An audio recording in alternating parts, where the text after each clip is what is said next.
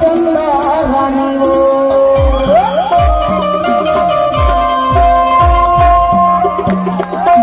हरे दिन के सूरज की बोला चंदा रानी वो